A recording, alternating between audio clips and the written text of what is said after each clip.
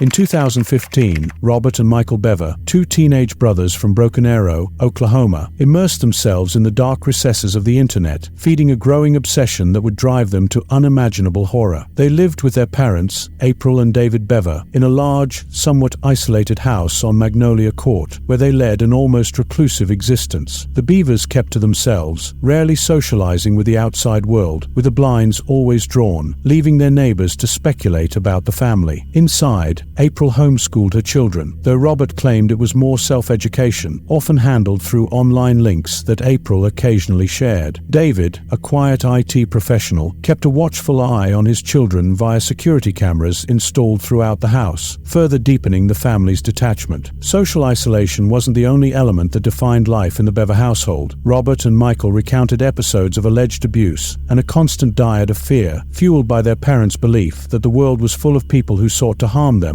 and that an apocalyptic reckoning was near. As the oldest, Robert ventured out occasionally, helping neighbors and working at a call center, yet his private world was darker. He developed misanthropic ideas, claiming the world was overpopulated, and shared chilling fantasies with his younger sister, Crystal. Michael, less restrained, told Crystal directly that he planned to kill the family one day, though her warnings to April were dismissed as attention-seeking. The brothers found an outlet online, with Robert creating a digital persona through role-playing games where his characters often descended into madness and violence. He even ordered body armor to embody one of his avatars, strutting around the house as if it gave him strength. Through this growing fixation, Robert launched a YouTube channel under the name Cult Empire Official, sharing his dark thoughts and philosophies with a faceless audience. Robert Bever's online presence painted him as an ordinary teen, jovial, full of innocent humor, discussing Minecraft and other games. But behind this facade lay a chilling, calculated mind, the mastermind, as Michael would later call him. Their shared fascination with infamous mass killers like Eric Harris and Dylan Klebold, perpetrators of the Columbine tragedy, spurred the brothers' discussions on violence, their morbid curiosity piqued by each gruesome detail. They began fantasizing about surpassing these records, pondering what it would take to etch their names into the annals of infamy. Their plan evolved into a cross-country murder spree, a campaign of terror intended to escalate after a horrific prologue at home. Their initial target, their unsuspecting family. They envisioned a grisly spectacle, intending to dismember their parents and siblings, stowing their remains in the attic, and capturing it all on their father's security cameras. They imagined the footage in two versions, one clean for online fame, the other explicit, reserved for law enforcement to fully display the depths of their brutality with the family car. Their sights were set on Washington State as their first stop. They planned to murder 5 people in each city they visited, hoping that a spree claiming at least 50 lives would solidify their legacy as notorious serial killers. The preparation was meticulous. Body armor and knives arrived swiftly through eBay and Amazon, with Robert, funded by his call center job, making most of the purchases. Their lethal inventory was hardly concealed. 13-year-old Crystal even warned April that her brothers were hoarding knives, but April dismissed it as typical teenage nonsense. When Robert paraded around in body armor, his father David saw it merely as a waste of money. Guns, while not as straightforward, were still obtainable. Robert ticked the legal age box online, ordering a Mossberg shotgun and 2 Glock pistols. The guns were routed to a licensed dealer, necessitating a background check. Although Robert's age permitted shotgun purchase under Oklahoma law, he was too young to legally acquire the handguns, casting doubt on how he intended to collect them. Ammunition, however, was easily shipped. Over 2,000 rounds scheduled for delivery on July 23, 2015. The bulk ammo delivery could have raised alarms, so the brothers set their plan in motion a day early, on July 22nd. In the quiet of their bedroom, they donned body armor, with their array of knives displayed on the bed, poised for what was to come. Yet, on the eve of their planned attack, doubts flickered in Michael. He expressed a wish to spend time with his baby sister, Autumn, who was just shy of 2. Meanwhile, Robert upheld their routine, taking 3 of his younger siblings, Crystal, Daniel, and Christopher, bowling, playing the familiar role of a chaperone, and entertaining the group with his usual antics. The evening felt almost normal, with the kids relishing the league's penultimate game. At 11:30 p.m., April called to her daughter Crystal, asking her to remind the boys to do the dishes. This unusual late-night chore was a family quirk, often turning into a bonding, midnight cleaning party, as April once recounted online. Crystal dutifully went to her brother's room with the message, but what she found inside hinted at a far darker gathering already underway. Michael distracted her, luring her closer to the desk before attacking her from behind, slashing her throat. But unlike the quick, silent death he had imagined, Crystal's screams shattered the silence, and the scene turned chaotic. Robert stepped in, maintaining a ruthless composure drawn from his role-playing fantasies, transforming himself mentally into a character he'd crafted, devoid of empathy. When April entered, drawn by the noise, she was met with a brutal, unrelenting assault as Robert turned the knife on his own mother. She fought back, even as she prayed aloud for her son, but the attack was merciless. Her autopsy would later reveal over 40 stab wounds. Amid the frenzy, Crystal, miraculously still alive, stumbled outside in a desperate bid for survival, but collapsed on the front lawn from her injuries. Robert found her, dragging her back inside. Though her escape attempt had triggered the house alarm, Michael managed to disable it before neighbors could notice. As the brothers regrouped, Michael informed Robert that the other siblings were hiding. Christopher, only 7, and 5-year-old Victoria had locked themselves in the bathroom, their last sanctuary. Michael knocked, feigning terror, pleading for help, claiming Robert was after him. Believing him, they unlocked the door, unknowingly opening the way for their tragic end. 12-year-old Daniel had barricaded himself in his father's office, praying the locked door would protect him. Yet, Michael's deceit worked again, convincing Daniel to open the door, where he met the same fate. In his final moments, Daniel had the courage to tell his brothers he loved them and begged for his life, a plea that went unanswered. But he managed a final, brave act, placing a call to 911 that would ultimately save countless lives. Without his quick thinking, the brothers might have gone on to execute their deadly plans in Washington state. The next phase of their horrific blueprint, the last to confront the chaos, was David, the family's patriarch. Emerging from his bedroom, he attacked Robert in a desperate attempt to protect his family. Though he was larger, Robert had the advantage, armed and prepared. As David asked his son why he was doing this, Robert's chilling response was simply, "Because I must." David succumbed to 28 stab wounds, but the struggle had cost the brothers precious time. With police en route, they frantically searched for the car keys, only to come up empty-handed. Realizing they needed to flee, they slipped out the back door into the woods, hiding in a ditch as sirens grew louder. A canine unit quickly tracked them, leading to their arrest. Covered in blood and dirt, the brothers were unfazed by their capture. Michael's words to the officers were hauntingly calm. "You guys did a good job. We did not expect you to get here this fast." Inside the house, police discovered Crystal, barely clinging to life, but alive. Upstairs, a small mercy awaited. 2-year-old Autumn lay peacefully asleep, spared in the chaos, her presence seemingly forgotten by her murderous brothers. Crystal's survival was nothing short of miraculous, and her subsequent testimony proved vital in reconstructing the night's events for the courts. Her account, combined with the brothers' confessions, painted a harrowing picture of life within the Bever household, confirming the abuse and isolation they endured. Yet questions remained, particularly around Michael's role. Was he a willing accomplice, or merely a pawn under his brother's influence? In his interrogation, Michael appeared almost childlike, his soft voice and slight speech impediment belying the horror he had helped inflict. Though he confessed to stabbing his 7-year-old brother, Christopher, his demeanor in police interviews revealed a disturbing lack of clarity as he alternated between reluctant confessions and attempts to deflect blame. Detectives pressed him, suspecting his involvement was deeper than he admitted, and under this scrutiny, Michael finally acknowledged he had also stabbed his mother and his 4-year-old sister, Victoria. How could he bear to face such young, vulnerable family members with murderous intent? It was a question that lingered in the minds of investigators and the community alike. Both brothers faced 5 counts of first-degree murder and an additional charge for the attack on Crystal. Despite being only 16, Michael was tried as an adult under Oklahoma law, his juvenile status providing no legal shield from the consequences of his actions, save for exemption from the death penalty. Though his IQ tested at 85, just within the lower end of average, the courts found no evidence that cognitive limitations impacted his ability to understand his crimes. Robert, the perceived ringleader, displayed a chilling lack of remorse in his interrogation, laughing as he recounted the grisly details of the massacre. Yet, his time in jail was not without its own revelations. A failed suicide attempt led to his placement on suicide watch, and eventually, Robert chose to plead guilty to avoid the death penalty, receiving 5 life sentences without parole. The tattooed letters, LW, upon his knuckles and a 5, on the other hand, stood as macabre testaments to his fate and his victims. When Michael's trial began, Robert attempted to exonerate him, claiming sole responsibility for the murders. He testified that his actions were a consequence of major depression with psychotic features, breaking down in tears as he described how the plan had once been a comforting fantasy, something that felt unreal. However, the evidence, and Michael's own admissions, told a different story, and prosecutor Steve Kunzweiler wasn't swayed by Robert's display of remorse. Michael's journal, seized during his incarceration, further implicated him with morbid drawings, including a swastika and a depiction of the Jonestown massacre. These troubling artifacts, intended to illustrate a lack of understanding, ultimately cemented his fate, leading to a life sentence with a slim chance of parole. Crystal, the surviving sibling and witness, became the cornerstone of the prosecution's case, her testimony and resilience underscoring the immense trauma she endured. Her bravery in court moved prosecutors and brought clarity to the courtroom's understanding of the Bever household's dark dynamics. Prosecutors argued that Michael should never be granted parole, feeling that his role was not that of a passive observer but an active participant. Now serving his sentence alongside Robert, Michael faced a future behind bars. Robert's violent streak would resurface as he attempted to attack a prison clinician with a makeshift weapon, foiled only by a quick-thinking social services worker who restrained him in time. For Crystal and Autumn, the youngest surviving Bever siblings, hope for healing came with their adoption by a family in Tulsa. Their journey toward recovery was a fragile one, yet they found a new home away from the site of their trauma. The Bever family home, left abandoned and contaminated by the horrific events, soon became an unsettling landmark in the neighborhood, its value designated stigmatized by a real estate appraiser. With mildew encroaching on the garage, weeds overtaking the fence, and whispers of tragedy haunting its history, it symbolized the devastation that had befallen Broken Arrow. In 2017, the story of 709 Magnolia Court reached its final chapter. After months of abandonment, a fire consumed the home, reducing it to rubble. In a haunting echo of the night the family was attacked. No one was injured in the blaze, but for neighbors watching the flames, it was a chilling reminder of the horror that had once unfolded there. The charred remains were cleared, and on March 27, 2017, the city officially transformed the site into Reflection Park. Thanks for watching. If you love uncovering hidden truths, like, subscribe, and hit the bell icon. Subscribe Secret Sleuths for more dark discoveries.